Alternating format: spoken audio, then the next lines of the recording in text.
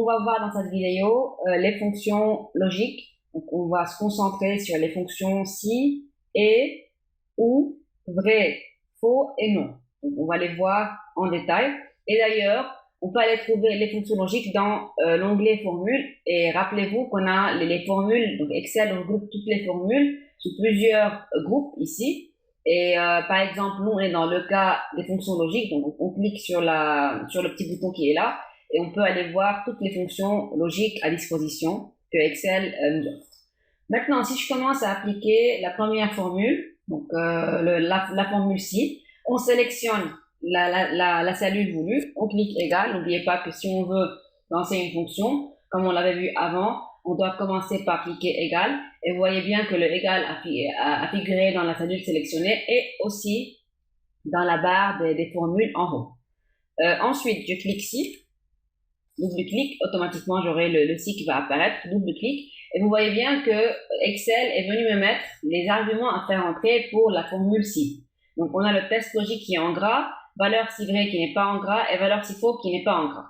Donc, quand j'ai un argument qui est en gras, ça veut dire que je dois introduire l'argument sélectionné par Excel. Dans mon cas, c'est le test logique. Par exemple, je veux que la note de la colonne Q, donc la note 13, si elle est plus grande ou égale à 10, si je veux mettre plus grand ou égal, tout simplement on met le symbole du plus grand suivi du symbole égal, tout simplement.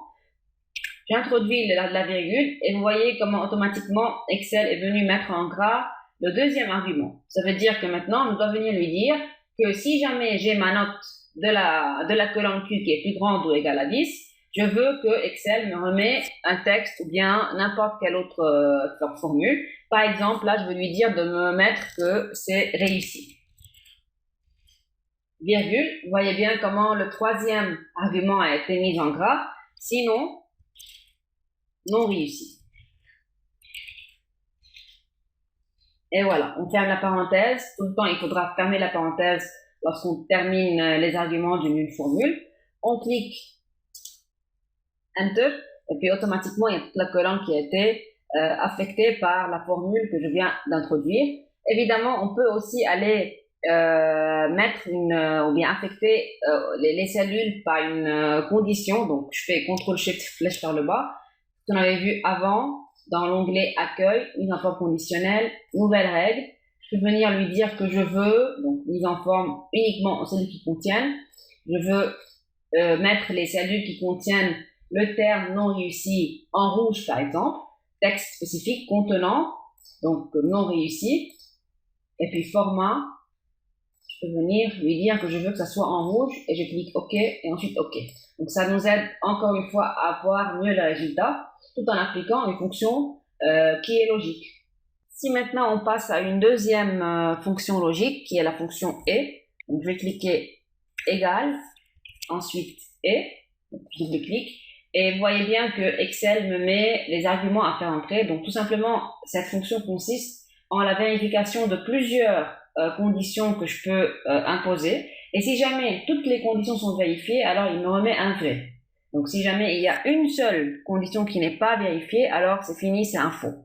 Donc par exemple ici, je vais lui mettre que je veux que si jamais bien la note qui est là est plus grande ou égale à 10, virgule, je passe au deuxième argument qui est la valeur logique 2.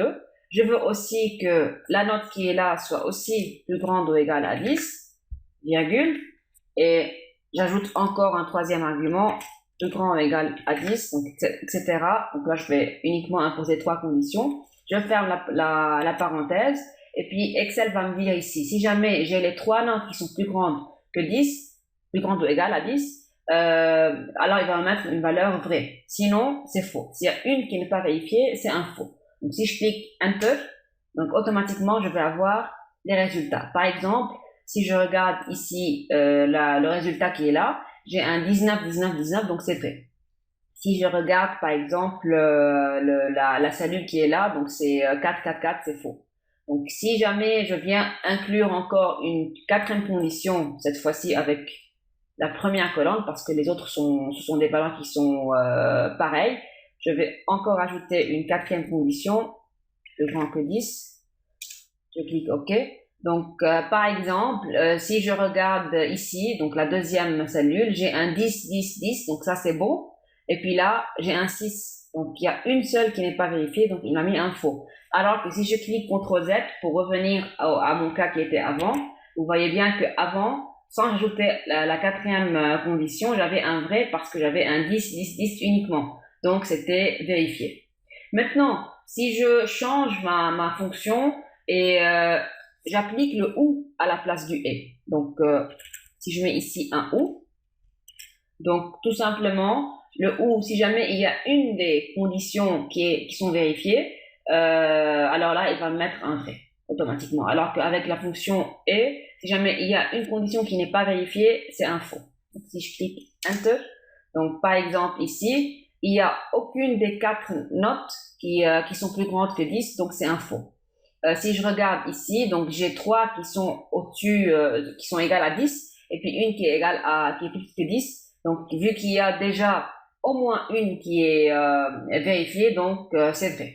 Donc, vous voyez, alors qu'avant, avec la fonction et, j'avais une valeur faux lorsque je suis venu sélectionner les 4 notes qui sont là.